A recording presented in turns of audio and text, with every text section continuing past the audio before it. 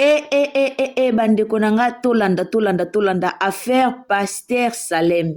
Pasteur Salem azali pasteur ya Branamiste ya Église Tabernacle. Pasteur wana abimarana mwana ya mundimi na ye mwana ya 16 ans. Alors, esalamaki bongo na Kinshasa ba rêvé Pasteur Salem ba makambo bimi tellement ebele o ngana ko expliquer bino te no tika bino bolanda ba video ya baike bandeko o bako expliquer biso qui est Pasteur Salem. Eza pasipe mo apona ba pasteur na biso ya lelo. Bandeko nanga bandeko ba mama to batela bana bolongola ba confiance o bopesa radeur mama azwa confiance 100% apesa na pasteur moko o oyebi mutuna makolote. Lelo ba église ebele ba pasteur ebele bazo détruit bana batu. Pourquoi? Parce que biso ba parents tozo pesa confiance trop na ba pasteur. Combien de pasteurs lelo tozo lobelaka tabernacle to lobelaka tabernacle te lelo tozo lobelaka église à Branham lelo tozo lobelaka ba branamiste mais to lobela ba branamiste te to lobela en général po ba pasteur nyonso. Comportement oyo ezaka na ba pasteur Abraham te. Comportement oyo komi na ba pasteur nyonso. Ba pasteur ebele ba komo ke simba ba kisi na bango. Alors esika ba ke simba ba kisi na bango. So pe ba pesa bango ba devoir ba bimara na bana batamikie ba bano bazana ba moseka po ba bebisa bana batuto ebite. Lelo ka ya Pasteur Salem oyo. Toyo yoka na ba video ke abima kana mwana wana ta sala yango na bana ebele. Tolela na gouvernement na biso. Gouvernement landela biso na likamba ba pasteur po to lobi to lembi to ape batu. To lobi to lembi to ape batu. Kota la tata o aza papa mukolo. Papa mukolo aza na bana e mwana ya liboso aza na 22 ans. Ana bana na ye. Mais andimia baby sa mwana bata mukie. O aza na aja mukie aja mwana na ya suka. Eza pasi pe mawana otike la bino bolanda to landa intervention bandeko to landa pe bato Pasteur Salem bana o pe o Pasteur Salem o abebisa eza pasi pe mawala famille bosa ela likambo par sentiment te ba parents bosa la kate kozanga na bino etekisaka bino bana te kozanga mama oyo mama ya mwana o kozanga kozanga nde salaki ke mama wana permetaka mwana na yakendaka chaque jeudi et pas pasteur mwana zo kende chaque jeudi oyebeloko ni mwana akenda kosala kuna jeudi nzamba yokela biso mawa tolanda que les femmes ouvrez les yeux. Vous êtes obligés d'une manipulation qui ne dit pas son nom, surtout vous les femmes. Ce que vous tenez dans l'église est belé. Ce sont des femmes qui sont derrière le pasteur pour le faire de étudier. Et quand nous voyons dans cette majorité-là, beaucoup de femmes ne sont pas trop instruites. Nde ozomona bazopesa ba pasteur place koleka kutuna mibali bazana bango na kati ya mabala. Alors ils ont profité de cette faiblesse-là pour se faire des plus grandes places sociales et puis bazo manipuler bino, bazo rendre bino pauvres, bazo violer banana bino. Vous ne pouvez pas vous retrouver. Histoire sous la table ou bien histoire tozo lobela. Nga nazo comprendre d'abord que église lelo nazo lobakaka église branamiste te ba église ebele eza ba instrument ya manipulation na ndenge moko akosakana te. Aujourd'hui l'église congolaise s'est déroutée de la voie tracée par Jésus-Christ. Ba commencer na makambo na ndenge na bango pour des intérêts personnels. Pour des intérêts personnels, ça ira du mal en pire parce que il y a un exemple d'un prophète, entre parenthèses, un prophète al-Bombassi, je ne vais pas citer son nom, mais c'est quelqu'un que moi je connais personnellement de près parce que Natangana, petit frère Naye, na bando mon église wana de loin na kota na mona mais c'est de l'occultisme. Frère wana violé bana batu na ba église wana na ndenga kusakana te. Mais tango bazo dénoncer na justice ezaka ka basinde bazo loba makambo bazo loba wana eza ya lukuta bazo encourager aujourd'hui abimi na prison na Lubumbashi jeter les noms kaka basinde bakeko yambaye lisusu. Alors, un homme comme ça, mais il se voit qu'il vous manipule, il doit continuer son entreprise criminelle sur la population et puis des jeunes filles. Aujourd'hui, le monde occulte, le monde ténébreux existe. Vous les voyez que ce sont des serviteurs de Dieu. Bazo kende kokota ba magie, les principes na ba magie, rien autre que ce qu'on lingozo un succès. Kende des vierges, ba petite fille, bimana ba petite fille wana, ba ko pesa énergie moko spirituelle, au banda ko dominer bango davantage. Mais quand on dit que les chiens, quand vous êtes conduit, quand vous-même vous ne savez pas prendre conscience, vous êtes conduit aveuglément, vous n'avez pas l'intelligence pour raisonner qui vous dirige, où il vous amène. À profiter de la pluie pour pisser dans les habits, à exploiter Kakabasi, Salaboy, Salaboy, Salaboy. Combien de couples sont divisés aujourd'hui dans le Congo? Le Congo a pasteur. Église Abraham, c'est une église de l'hypocrisie. C'est une église basée sur l'hypocrisie. Ce qu'on fait, tu dois repenser à toute église, repenser à la famille inutilement. Donc, pour revenir, maman wana, je sais que l'ignorance est une cause de justification à droit pour tout le bâté atinda ki bana parce que ayeba kite non peut-être pauvreté aussi joue un grand rôle dans nos sociétés aujourd'hui. Ce qu'on zo salate au lalins à la 4-5 jours dans zala.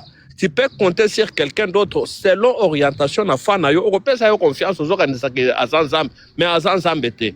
Travailler, chercher de l'argent avec vos propres efforts et que épargner binona ba famille na bino na bana na bino na ba bevi rebelle. Net ba aventure tozo assister le lona Congo.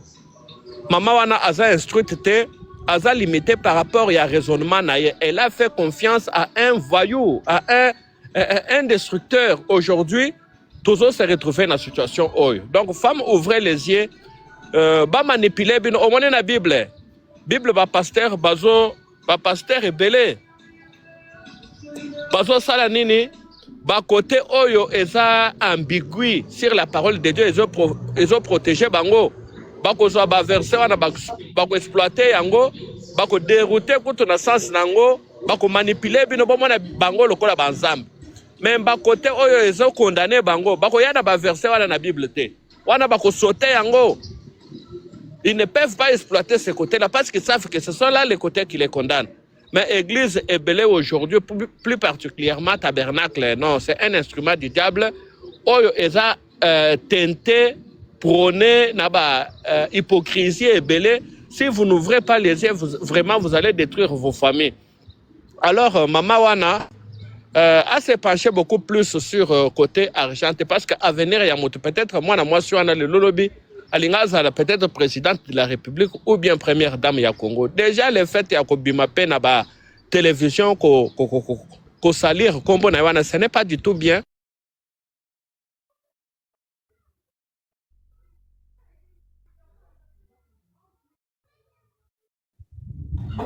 Nanya kangi papa micro assis sur le bâté. Nanya kangi micro. Oh, sorry. Loba okangaki micro na.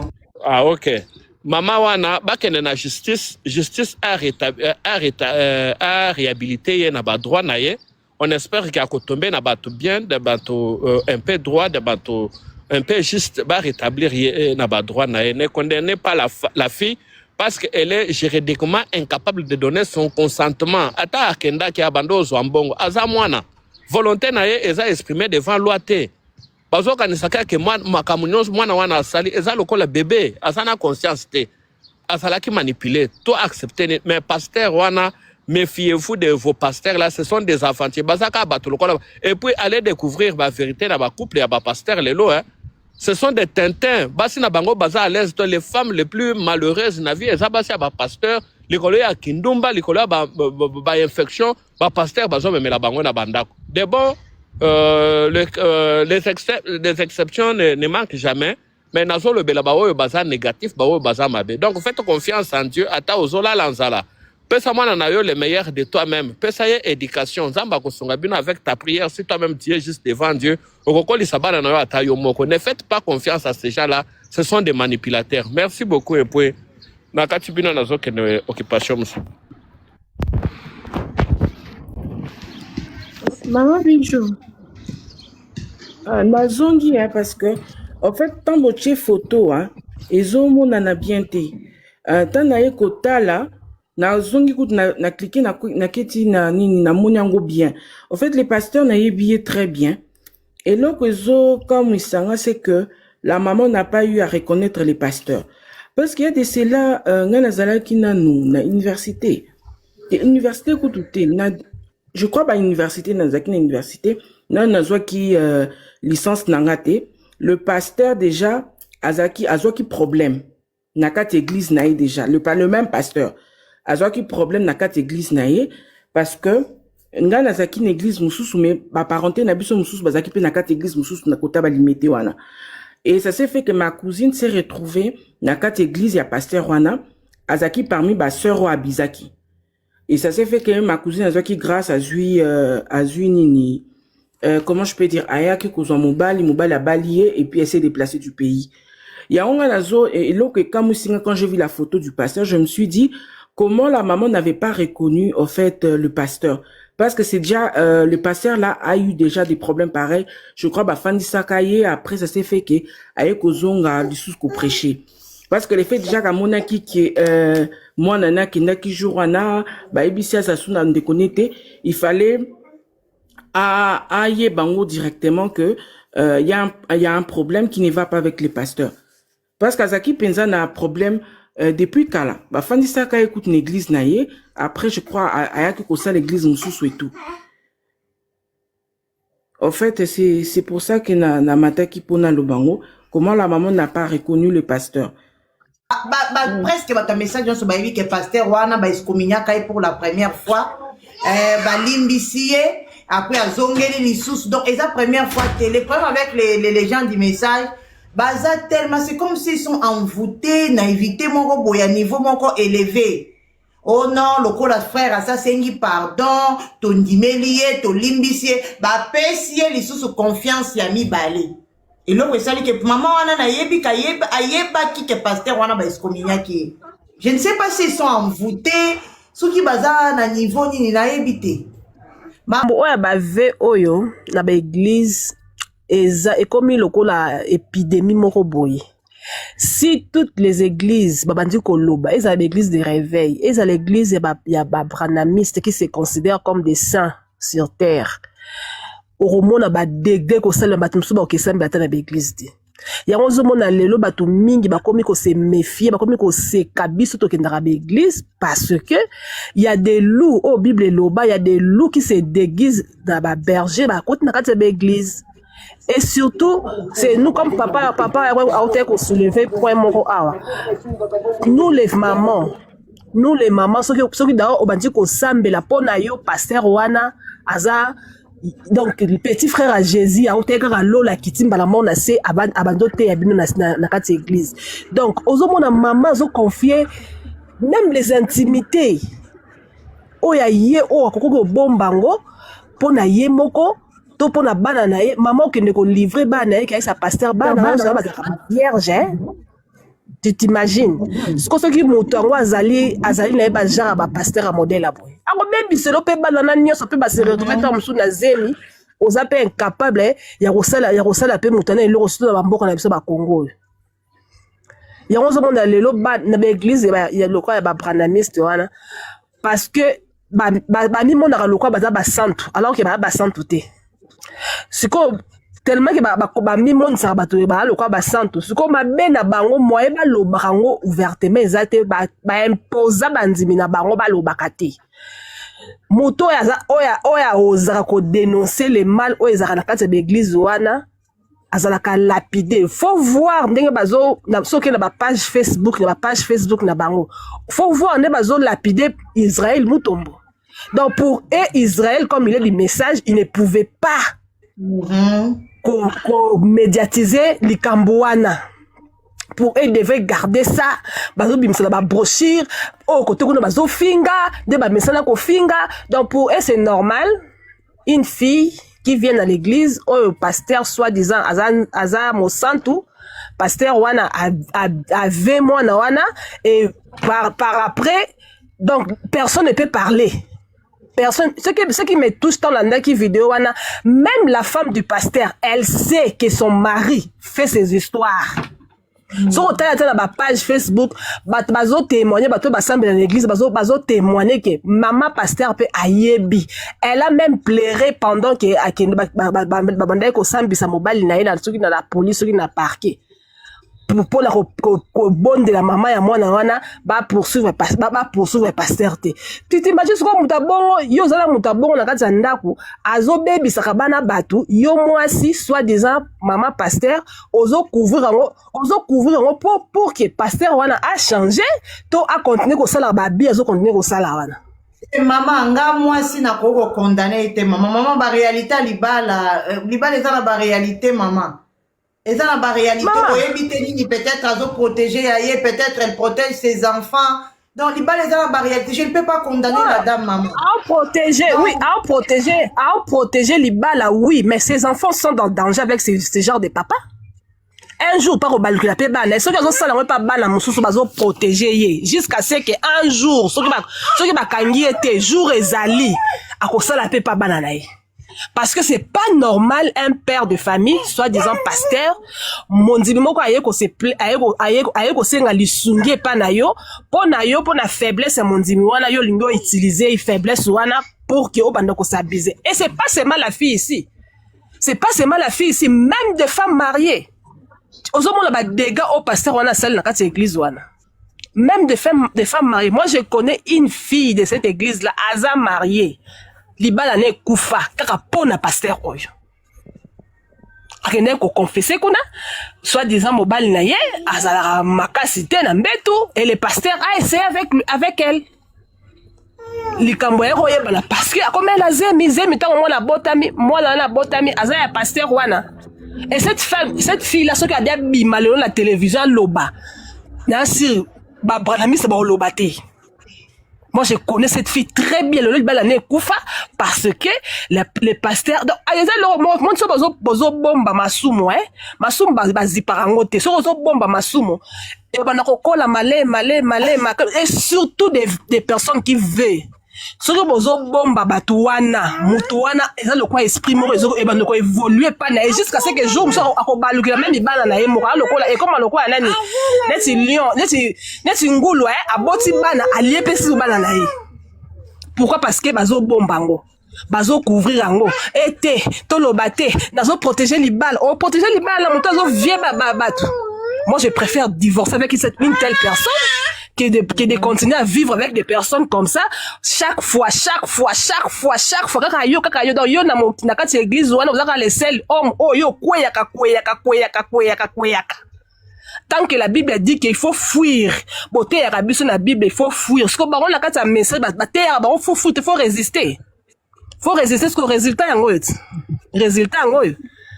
Et comment est-ce que les gens auront le courage, les lots, ceux qui montent, il y a un message à côté, biso, ba, oh, tout ça, en dehors, un message à côté, nandima hypocrisie. Nandi ba ko se faire taire devant des problèmes oh eza réel bo mutazo monango eza mabe mais la personne non bo batela Branham a dit les Branham se basent derrière la porte ceux qui derrière l'école derrière la maison yango makambo ezo salema continuer ko salema et moi je me demandais si c'était un frère qui avait fait ça à l'église est-ce que frère wala ba dengana l'église ba livrer na diabète. Parce que c'est un pasteur, on doit se taire. On doit pas parler. Bon.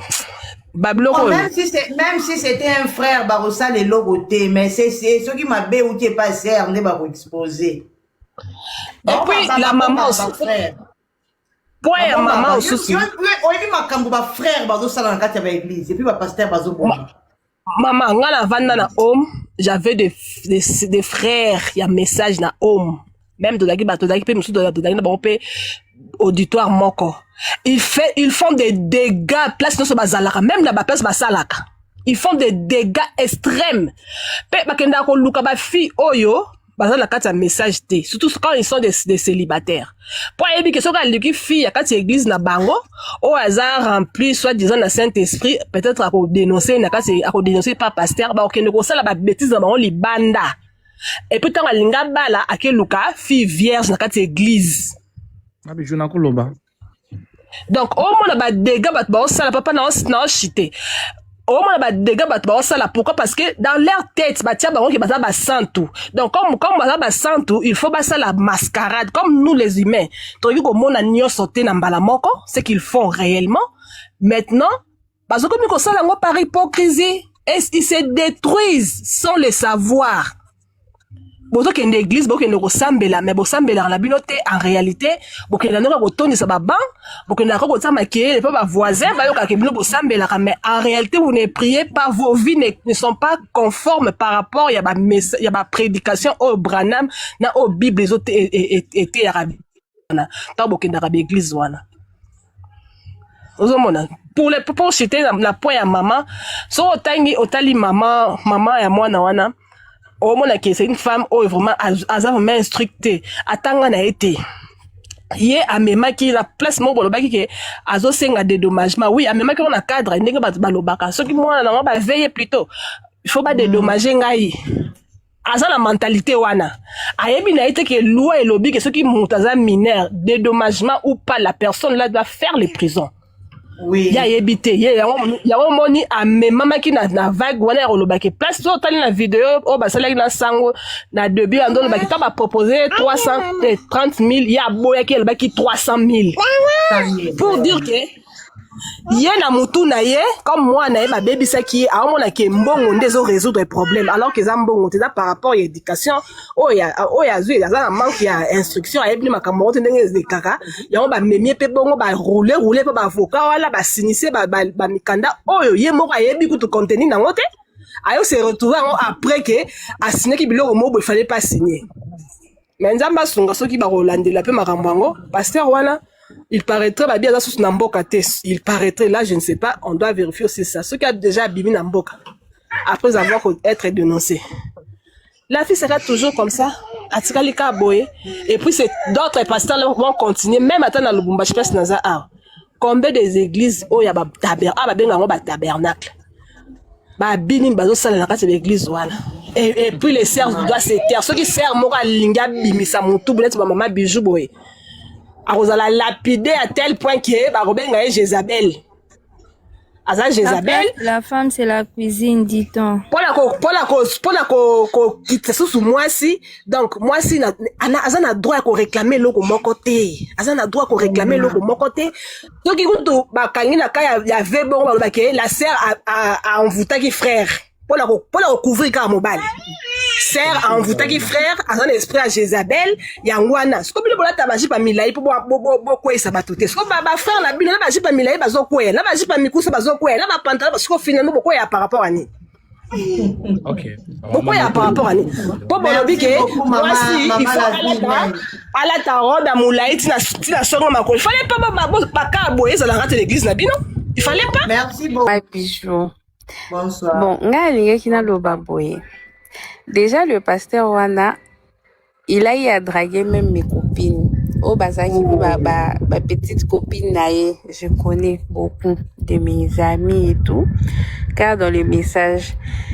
Mais moi j'aimerais conseiller aussi aux jeunes filles, aux jeunes sœurs parce que les tinga soyez nazali peut-être naël était ou makamaka cité, j'allais être victime de beaucoup de pasteurs et de chantres du message. Beaucoup. Il y a même d'autres na bomba message na mon été. Bon, c'est retrouvé à la réseau parce que vous exagérez. Vous prêchez les gens la parole de Dieu. Est-ce que moi il y a des fois je ne pars plus à l'église parce que natalaka ba comportement na bango. Et ce qu'ils font, ça ne correspond même pas. Donc, mon avant même là, fou kamata landa na tanga Bible na ranga moko, na bonde landa yoka. Et quand les gens parlent de l'éducation, bah maman message et tout, moi ma mère à la kisangate moindre problème qui est mon la pasteur. Moindre problème va non. Faut pas bailler que quand tu as un problème, faut kama zamba yoka. C'est pas moindre problème, vous partez tout le temps voir les pasteurs. Est-ce que le pasteur a un problème na yé akendoye bisangonan. Donc c'est pas bien. Parce que moi je condamne les pasteurs, je peux pas condamner la fille ou la maman, je condamne parce que la maman à mon avis kaza mutu moko peut être ayebi na ekotanga te, ayebi makambo belete.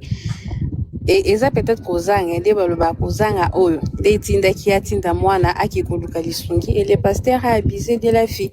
Donc pour n'avoir bakanga ye pas c'est un pasteur qui exagère eza ka ye monte baza tellement ébélé so bato babanzi oloba awa c'est que na l'église on ka ba message to kan on se trouve na banda parce que ils exagèrent à un niveau et comme penza moi te écoute ta sou mutu message exact pas ebiso kaka oh wana era sala ki l'église na bino donc na soni penza oloba ko ke na mundima message parce que les pasteurs du message na ba prédicateur na ba chantre na ba ndimi bango moko pardon les oiseaux de même plumage on a kuna bien en saison dépôt saison tout ça qui na ceux qui docteur boxer caca dans les messages oh vous soyez toujours dans le message franchement. Oui maman nanga na loba likambo ekomi c'est pas seulement na ba église ya message. Il faut non te ba kizo salema partout. Pourquoi? Moi je vous donne ma propre expérience. Moi je suis née d'une famille catholique, les Arabenza catholique Makas. On avait connu ces mêmes problèmes après le décès de notre père. On n'avait plus de moyens. Ma mère, c'était une mère instruite. Donc, différente de la maman ici, parce que la tebele bazolo ba kazi instruite. Mais la mienne, elle était instruite, mais la difficulté, comme qui m'a cassé, comme qui na 5e des humanités, il fallait qu'on foute à Minerva. Ma maman me dit, non, j'ai une partie d'argent. Comme c'était vraiment, vous voyez les mamans engagées dans des paroisses là.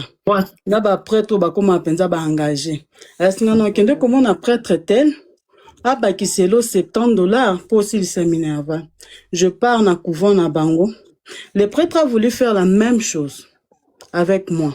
Moi, j'ai dit non, moi, je connais pas ce genre de choses. Depuis que je suis née, je n'ai jamais fait ça. Oh, même par derrière tout ça, j'ai dit non. J'ai commencé à refuser.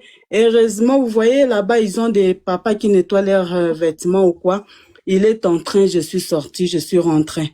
Ma maman me regarde, tu n'as pas appris. J'ai dit non, il m'a dit de venir l'autre jour. Donc, je n'ai pas voulu dire à ma mère, mais moi-même, j'ai dit seulement, il s'est fait que le dimanche, en allant à la messe, Nayoki Azotea. C'était le jour où j'avais même quitté la paroisse, l'église catholique. Donc, par là, je vais dire, c'est aussi question de l'éducation. Parce que là, ce n'est même pas que ma mère qui m'avait dit ne fais pas ceci, c'était moi-même. Donc, des fois, il y a des choses nos mères ne nous disent pas. Mais tozoko la société moko comme ouverte. Makamso pe tozo yoka neti ba live boy. Tant tozo yoka ngwepe sabiso mo pe na numayele. Toza déjà parce que déjà 15 ans, 16 ans, nande mokilezo kende moi bloko mike to ebi parce que là comment est-ce que son ami ayeba ki ke non likambo neza mabeba kende kofunda. Parce que quand c'est son ami de muta sali ke yebana pour ba funda, je me dis que son ami baza ba génération moko. Donc je me dis cette histoire le pasteur a sali mabe parce que aza mineur mais biso pena ba mama tozana nu ba part ba responsabilité na biso ngai leo nazana ba fille ba na ba 4 si na kola na bala na koma maman alors mokile komi tellement mabe que zana ba laisser aller mususu maman bijou il faut ebenda biso mato ineti likambo passe ndenge nini. C'est vrai, maman zana passe zana l'autre mais continue moi no comme habitude chaque jeudi ça doit aussi nous interpeller nous-mêmes aussi. Parce que mutomte mamala mwazate na mokilo. Muto mususu kaka ndeko ne pas opéra ko baby selo bana. Ça doit aussi nous interpeller maman nanga. Nanga mana souligner sur ces points-là. Ça arrive, ce n'est pas seulement un message, c'est pratiquement na partout. Donc, on a olo baraka comme une vraiment local la mode de vie, bateau bazan à moins niveau, bazo profiter de la faiblesse ya ba o bazangi. Donc, sauf mal eriko benda biso pe mato ina likambo e komi po mokili komi mabe, mokili vraiment comme mabe, mawa bato eza lisusu te la pauvre fille a baby sikarabwe et puis kolanda maman wana c'est vrai. Eza mabe mais apparemment elle abandaki ko se plaindre sur l'andi bien on dirait pour nambongo pe maman to souligner pe point wana c'est comme si bayokani pété pour nambongo parce que peut-être il pe maman nazo ki 10 000 15 000 peut-être pe likambo ngaki ebanate donc il faut pe biso ba maman to veiller sur éducation ba na biso ce que ça les maki mbala moko mais comme qui chaque jeudi maman c'est que comme si quelque chose habitude moi on pondra mais ça na kine nango c'est vrai za mineur maman Rose est-ce que ebi que na loi ata mboka mundele to na kunana na Congo presque en Afrique mobimbe mwana oyaza na 17 ans ata na 10 mois atikali na 1 mois akokisa 18 ans omoni nde tozalaka boye tolingaka te donc totya bato na esika na biso te mama toza biso nyonso ndenge moko te ata tozalaka na bana na ndako nde tobokola oboti bana 5 4 3 oyebake oyo koto oyo mwana oyo ifuna fungulele misu makasi ye aza naive oyo koto azalaka misu ga donc bana bazalaka ndenge moko te esika oyo yo peut-être okoki kozala mwa mayele ya kolobaki atoza na 12 ans to 13 olobi papa alinga salanga boye na kima mwana mosusu akozala na mayele wana te akozala mpe na esprit éveillé te mpo alobaki namoni danger na kima. Ce n'est pas tout le monde tobotamaka ndenge moko te wana kotiaka mutu na esika na yo te. Moi j'ai fait comme ça pe kune falaka sala bongo non yo peut-être batantaki yo lobi mutu abikisaki yo papa moko azalaki wana mais oyakisa esalami une seule fois mais la mwana oyo tozoloba oyo aketura liboso ayoki azongi aketura mibale ayoki azongi lito ezoyoka kaka papa wana azomanipule donc nga pona nga tolongola penda donc nakoki jamais kotia kolobake mwana aza na part ya responsabilité non mwana oyo aza victime na 100%. Mwana nyonso devant un adulte aza toujours manipulable. Tout enfant devant un adulte est manipulable. Ata mwana moko te. Donc toko condamné te peso toke na ngambu ya mama ndengo lobi ke mama aza komona mama na koyoka mama amuna ni paza baja